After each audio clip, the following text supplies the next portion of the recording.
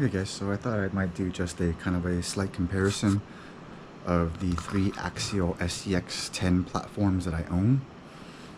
To the far right over here is the 10.2 Trail Honcho. In the middle is the 10.3 Jeep JLU Wrangler.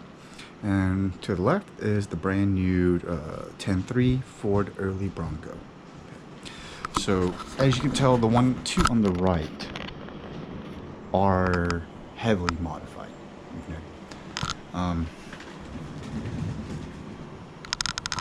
And of course the brand new one has no modifications. So this one right here was my first car that I owned, and just like any rookie, I went crazy, full on, full metal everything, you know, metal bumper, rear, front bumper, winch, brass knuckles, brass, what's that, diff gear cover, metal side, stainless steel metal, you know, rock sliders, heavy ass roof rack. You know, I even went into as far as painting my figure, you know, like Axial colors right there, and also put a little baby Yoda in there. So then when I got the 10.2, I wanted something a little bit more simplified, and I realized heavy is not the way to go. Well, not necessarily all the way. So with the 10.2, it was more lightweight aluminum modifications I made. You know, I got, of course, its wheels are definitely B-locks now, both of them. They both have high racks, Proline high racks. One is G8 compound. Sorry, this one's G8. This one's Predator. This one has aluminum diff cover. Okay, none of these links are metal yet. It will go metal once it breaks. I have a metal set ready for them. Shocks, of course. Aluminum rock slider. And the rest of the stuff really is just aesthetics. Right, so nothing really performance-wise. Now with the brand new early Ford Bronco, this 10.3, first of all, with all the videos out there, you see this car driving around without a figure in it, it's open, it just looks silly. So you gotta put a figure in there, guys.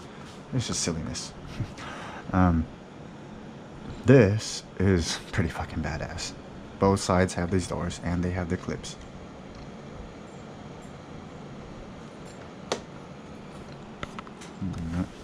Got the fifth wheel over here, the spare. So as I was mentioning earlier, the shocks are super soft on these. These are the yellow shocks. They will be switched out to the Yeah Racing, just like these right here. I mean, all of my rigs have Yeah Racing. This one will get a 90mm shock. I'm going to drop it from 100mm to 90. And I'm going to use, I'm debating between 30 weight oil or 60 weight oil, like the other two right here. So that's what I'm debating on. This one will be getting the Proline, what are they called? Trenchers, the brand new trenchers. They were for this car, but because this car has a hole in one of the tires, I think in the back. So I wanted to replace it, but I realized it didn't bother the vehicle whatsoever. So this car is not going to inherit the trenchers. But I did get a chance to run this car out in my backyard course about another 4 or 5 times around that entire obstacle. Battery's completely drained, my first pack. Definitely did a lot better than that first run. I figured out the dig function on that stock radio. I guess it's not like my rugged where it's just press a button, or press a button to release, press a button to hold, to engage, or that one you have to hold. Yeah, so a little bit more finicky. But for the most part, as a stock vehicle, it is fucking amazing. I have what we call the bonus side of the suspension bridge. This vehicle can barely make it up there. This one struggles. I think I've only made it up that side maybe once, possibly twice. This one can get up there almost every single time, but it struggles. I'm not saying I struggled with, or didn't struggle with this one, but it made it in stock configuration. That's pretty fucking impressive.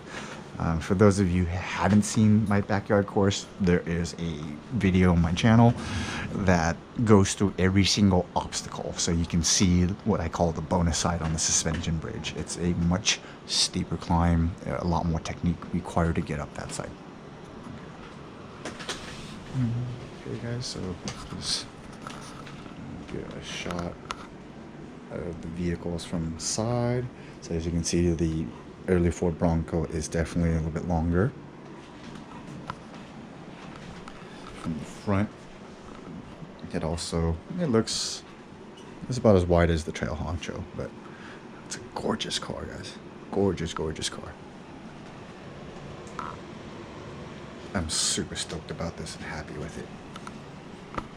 As you can see, didn't jar and just chill, man. So he's now hot glued in place, hands in place. Those are not hot glued, just his ass, and it's pretty much hot glued in place. When I put his rifle up there, of course.